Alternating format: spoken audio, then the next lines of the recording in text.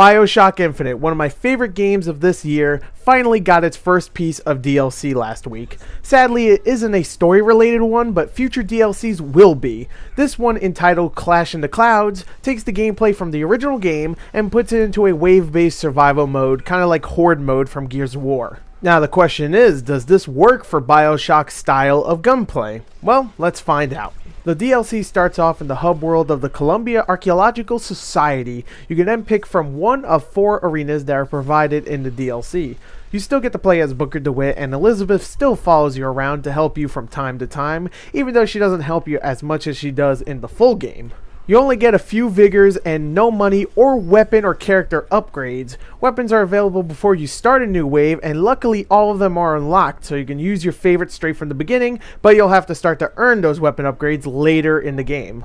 Each arena has 15 waves, which get progressively tougher with more enemy types like soldiers, heavy hitters, and of course the dreaded handymen, which sometimes throws 2 of them at once, which can be quite tough. Now, acquiring money is key in the DLC because you can start to buy more vigors and of course weapon and vigor upgrades with them, which will be needed for later waves, which are freaking tough. They're tough, man. I keep getting killed.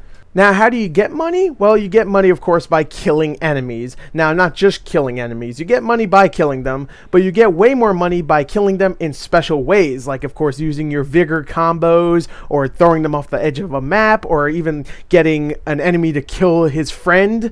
You know, just some ideas. I'm not going to tell you all of them, of course. You can also loot them like you do in the original game after you kill them, of course. You can't just like reach in their pockets while they're still alive. That's not good. Don't do that. Shoot them in the face, then get their money. That's how you do it. But probably the best way to get money is probably the most challenging, and that is the blue ribbon challenges.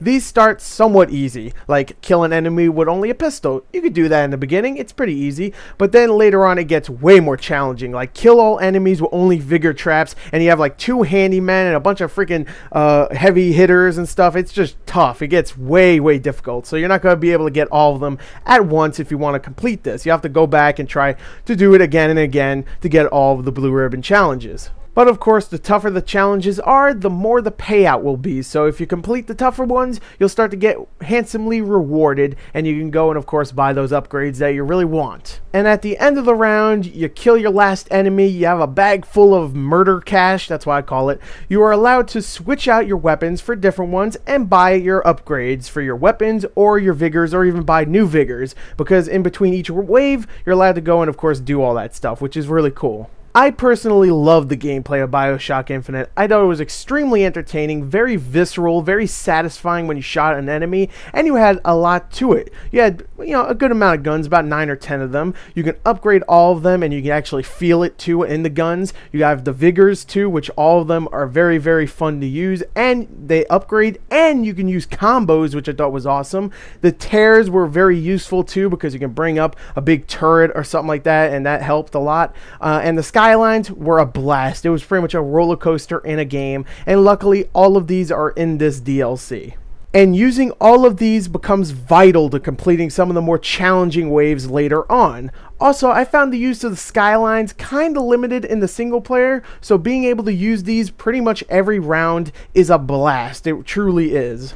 And to top it off, you have a ton of new unlockable stuff. You have pretty much a museum, a Bioshock museum here, where you can go and look at some of the behind the scenes stuff, where you can actually have to buy it. You can see some concept art, some 3D models, and some new voxophones, and a little teaser for the next DLC if you complete all 4 arenas, which I thought was really cool. So you get a lot of stuff here for $5. You get a lot of fun. If you love the gameplay of Bioshock Infinite like I did, then you're going to have a blast with this. There's no real story here. You get some new voxophones, but that's about it. But it's still an entertaining time. I truly did love this DLC. I love the gameplay, so I had a ton of fun. I played it for about 10 hours. Come on. That's good. That's a good investment. $5 for 10 hours. If you love it like I do, you're gonna have a blast. So there you go. There is my review. I thought Bioshock Infinite Clash in the Clouds was definitely worth the wait. Thank you and goodbye.